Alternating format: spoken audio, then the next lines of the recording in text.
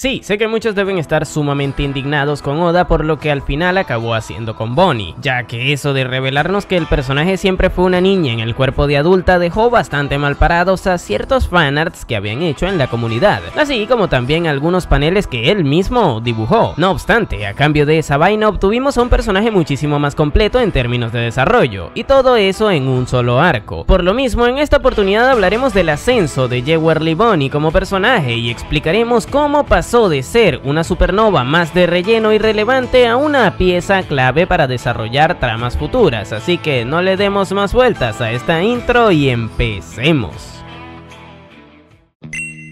Bien, de lo primero de lo que debemos hablar es de lo que era Bonnie previo al arco de Egghead, ya que sí, a día de hoy podría decirse que es un personaje interesante por lo último visto en el manga, pero no debemos olvidar que antes de pisar la isla del futuro era una supernova más del montón, tal cual como lo podría ser Urouge. De hecho, ambos eran los miembros de la peor generación menos relevantes de todos, puesto que en el caso de Bonnie no había tenido ninguna intervención de peso en la obra, más allá que la que tuvo cuando salvó a Zoro de meterse en un problemón con un Tenryubito en Sabondi. Ya luego, tras los acontecimientos de Marineford, tuvo un enfrentamiento contra los piratas de Teach, donde este le derrotó, pero antes de que le obligara a casarse con él... ¿Qué? Sí, Teach estaba obligando a una niña a casarse con él y, dato curioso, debido a que él puede anular los poderes de las Akuma no Mi, probablemente haya visto que realmente era una niña e igual lo hizo. Pero bueno, antes de que eso ocurriera, este tuvo que escapar del lugar debido a que llegó a Kainu. Literalmente le llegó el FBI. ¡Muchacho el diablo! ¡Respeta la autoridad! ¡Muchacho el diablo!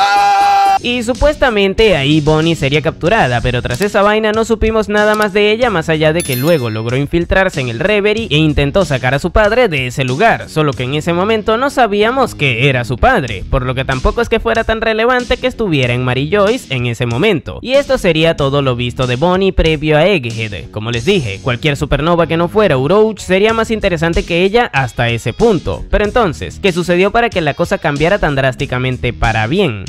Esa detective es la pregunta correcta. Ya situándonos en Egghead, los Mugiwara se toparon con ella desde prácticamente el inicio del arco, y no les mentiré, su presencia en la isla del futuro fue bastante problemática en un principio, ya que obstaculizaba de sobremanera la trama. Esto debido a que Bonnie quería atacar a Vegapunk debido a lo que ella había entendido que él le hizo a su padre. Es aquí cuando se nos revela que Kuma es su papá, y que Bonnie creía que el científico había sido el principal responsable de su pérdida total de la conciencia, razón por la cual constantemente la supernova andaba detrás de él amenazándole e intentando mandarlo al otro barrio. Y claro, en un arco en donde el principal objetivo era sacarle del lugar tal como Luffy se lo prometió cuando lo conocieron, esta situación era un obstáculo. De hecho, que Bonnie le persiguiera en un momento puntual dio pie a que se generara la trama del secuestro del científico por parte de York. ¡Fue horrible! ¡Fue horrible!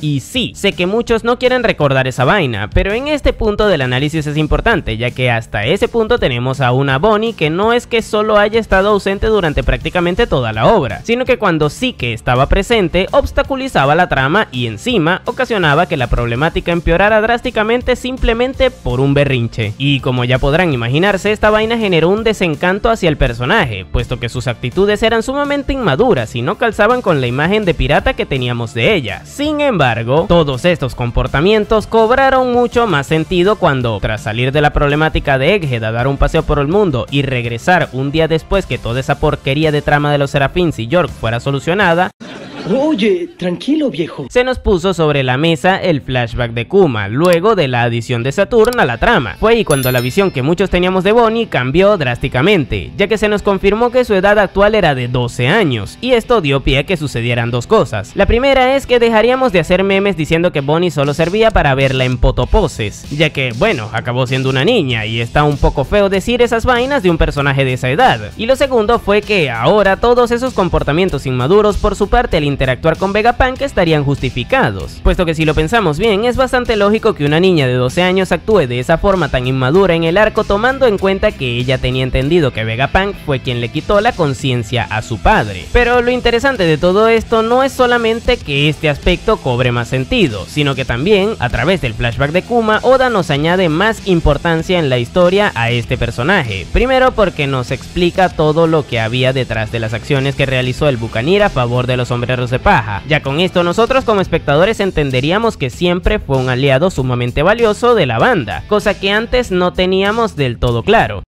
El Hombre Araña era un héroe.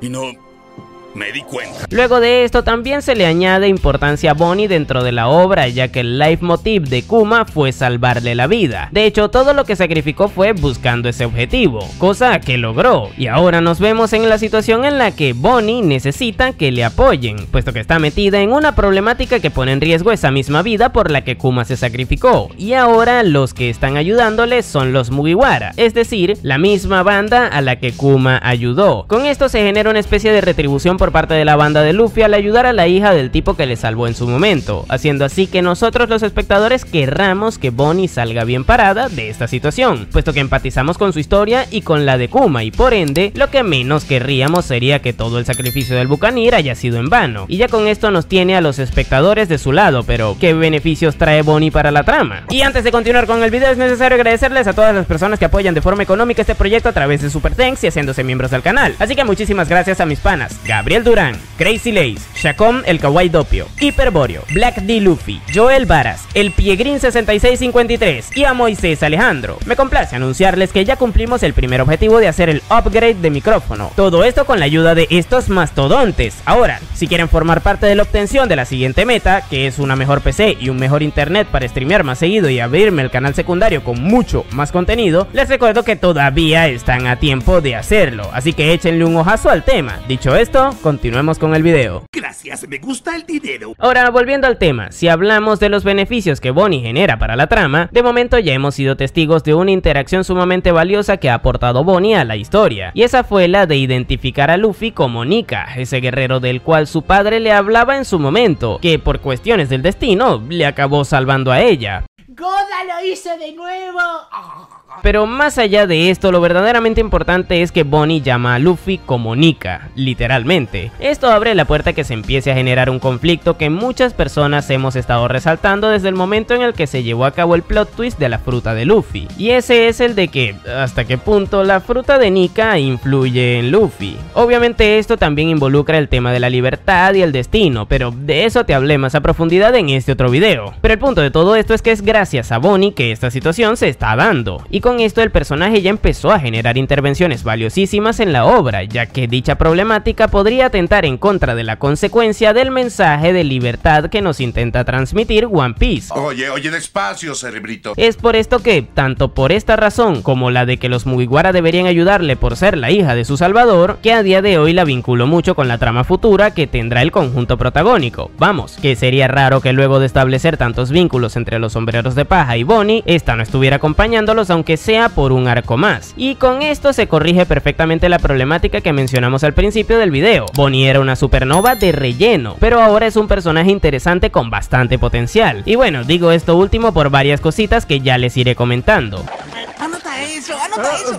La primera de estas es que, debido a que el personaje cumplió su cometido, que en este caso era el de reencontrarse con su padre, ahora le tocaría plantearse otro objetivo. Por simple lógica, yo pienso que este sería quitarle el control de los pacifistas al gobierno mundial, para que así la imagen de su padre no sea utilizada a favor de cometer las atrocidades por las que tanto él como su familia sufrieron. Obviamente, evitando que esto ocurra, Bonnie estaría honrando a su papá, y estaría interesante tanto ver cómo lo logra, como todas las situaciones que se generen durante el proceso en el que lo haga. Otra cosa interesante que se podría dar con el personaje es que esta herede esa voluntad altruista de Kuma y Vegapunk. Cabe destacar que hace no mucho se nos demostró que ya ella no tenía ningún problema con el científico, puesto que al ver la memoria de su padre, entendió que él no tenía la culpa de lo que le ocurrió. No obstante, volviendo a lo de que herede sus voluntades, de esto depende la revelación que dé Vegapunk en la retransmisión, que de momento no ha empezado, pero si aquí se revela algo que cale en la mente de Bonnie, es probable que utilice eso como base para querer buscar una mejoría en el mundo en el que vive, y sea cual sea, estaría interesante ver cómo avanza al intentar lograr ese objetivo. Por otro lado, también está el tema de Nika. Actualmente Bonnie debería endiosarle, puesto que es un ente al que tanto ella como su padre han querido conocer, razón por la cual se generarían interacciones interesantes de ver entre ella y Luffy, puesto que por otro lado a Luffy no le gusta que le reconozcan como un dios, ni tampoco como un héroe, y esto es algo algo que daría pie a que se desarrolle más ese conflicto que les comenté antes de Luffy y Nika, por lo que por este lado también es bastante beneficioso seguirle teniendo presente en la trama. Y por último también está el tema de si se podría unir a la banda. Miren, esto es algo que mucha gente discute. Yo personalmente preferiría que fuera un personaje como Law, es decir, un aliado recurrente, pero no se puede negar que hay bastantes argumentos que sustentan el que al final del arco se una a la tripulación, y por otro lado, los argumentos que sugieren lo contrario son cada vez más escasos y menos firmes. De hecho, uno de ellos es el de que, previo a encontrarse con Luffy, ya tenía una tripulación, pero es que tras el flashback de Kuma nos dimos cuenta que ellos, más que ser sus nakama, eran pescadores que intentaban cuidarla durante su viaje hasta que encontrara a su padre, y esto ya ocurrió, por lo que podría decirse que ya cumplieron su función.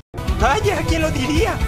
Eso fue muy fácil. Pero ya dejando un poco de lado todo lo bueno, no se puede negar que Oda también lo ha hecho mal en ciertos aspectos del personaje. Por ejemplo, yo creo que infló de sobremanera las habilidades de su fruta, al demostrarnos que también puede copiar los poderes de otras Akuma no Mi. Esto podría dar pie a que el personaje sea un guionazo con patas, puesto que si su fruta es capaz de darle las habilidades que ella se imagine, pues imaginando cualquier cosa podría solucionar un montón de problemáticas, y esto haría que las tramas en las que estuviera presente se volvieran mucho más sosas. Por otro lado, también está el hecho de que atravesó prácticamente toda la Grand Line teniendo 12 años. Esto le quita peso a las palabras que nos dijeron en su momento de que la Grand Line era un sitio peligrosísimo, y por consecuencia le quita mérito a los viajes del resto de los supernovas. Por ejemplo, ya no tiene tanto mérito que Kid haya llegado tan lejos en el Nuevo Mundo, puesto que una niña de 12 años hizo lo mismo también y con una tripulación de pescadores. Pero en fin, a mi parecer, a pesar de la presencia de estas dos cosas que le restan bastante calidad a la narrativa de la obra, a escalas generales me parece que Oda ha hecho un muy buen trabajo con Jewelry Bunny, puesto que, como les dije, pasó de ser una de las supernovas más irrelevantes a ser un personaje con muchísimo potencial y con una historia bastante interesante. Por lo que en definitiva, Bunny ahora sí que es un personaje que vale la pena en general. Pero ¿tú qué opinas al respecto? Déjamelo en la caja de comentarios. Yo por mi parte te dejaré por aquí más de mi contenido. Y ahora sí, sin nada más que decir, tú puedes llamarme Napo y nos vemos